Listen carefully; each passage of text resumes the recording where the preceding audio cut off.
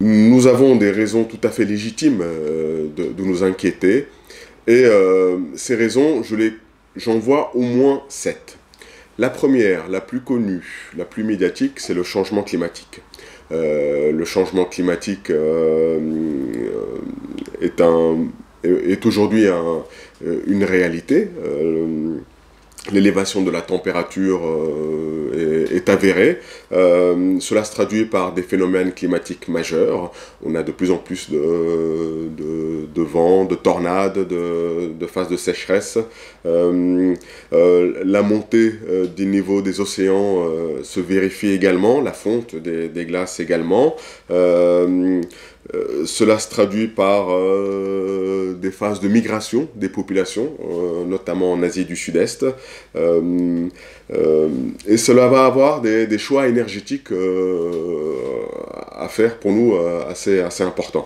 Donc premier point, le changement climatique, première raison de s'inquiéter. Les sociétés se sont saisies du problème, mais ce n'est pas la seule raison de s'inquiéter. Il y a également l'agriculture, par exemple, deuxième raison.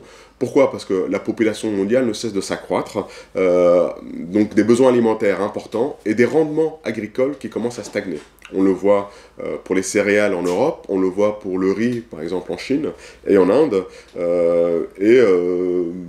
néanmoins des besoins agricoles importants qui vont l'être de plus en plus.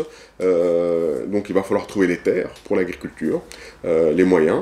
Une des questions qui nous est posée aujourd'hui, nous, en Europe, c'est faut-il s'ouvrir davantage aux organismes génétiquement modifiés pour remédier aux besoins agricoles. Par ailleurs, l'agriculture n'est pas sans lien avec les problématiques sur l'eau. Ça, c'est la troisième raison de s'inquiéter.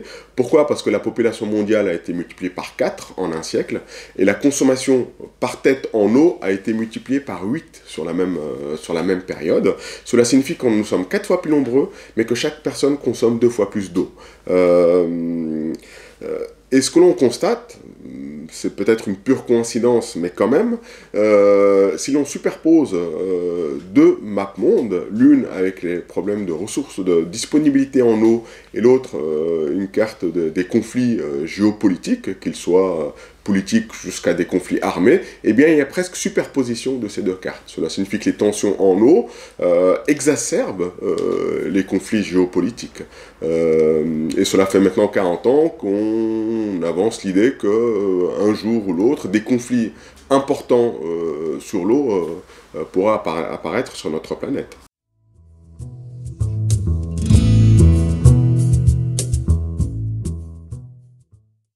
Quatrième raison de s'inquiéter, c'est la déforestation, et notamment dans les pays de l'hémisphère sud, en Afrique et en Amérique du Sud, même si en Europe continentale et dans l'hémisphère nord, il y a stagnation du couvert forestier. Néanmoins, la déforestation continue dans l'hémisphère sud.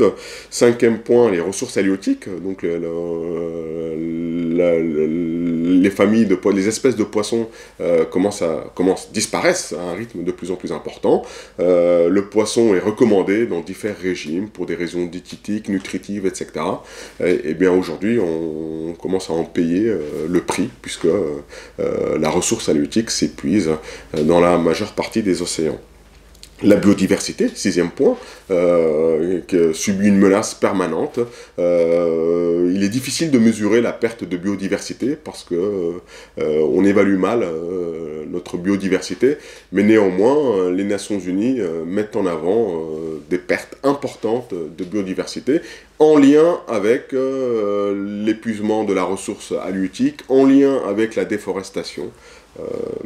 Et puis septième point que l'on évoque souvent, la diffusion de polluants, les particules fines issues de la motorisation et notamment diesel. Il y a également les pesticides dont on est en train de mesurer de plus en plus la dangerosité et qui sont utilisés de façon importante par la sphère agricole.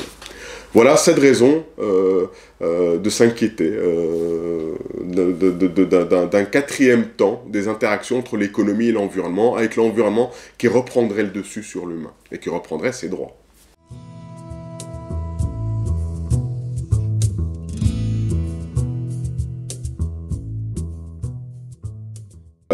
lorsqu'on suit l'évolution de l'Eurobaromètre, on se rend compte que l'environnement occupe une place de plus en plus importante dans les préoccupations des citoyens européens. Dans les inquiétudes que rencontrent les citoyens européens, il y a les dysfonctionnements de l'économie, comme le chômage, comme la dette publique. Il y a également les tensions politiques, voire de conflits, et le terrorisme, mais également le thème de l'environnement devient de plus en plus important. Et ces trois thèmes, dysfonctionnement économique, comme le chômage ou le ralentissement de la croissance, les conflits, le terrorisme notamment, et l'environnement, en réalité, sont liés. On parle souvent des liens entre le monde du pétrole et le monde des conflits, par exemple. Et ça a été mis en avant par plusieurs travaux en économie, plus connus sous le nom de la malédiction des ressources.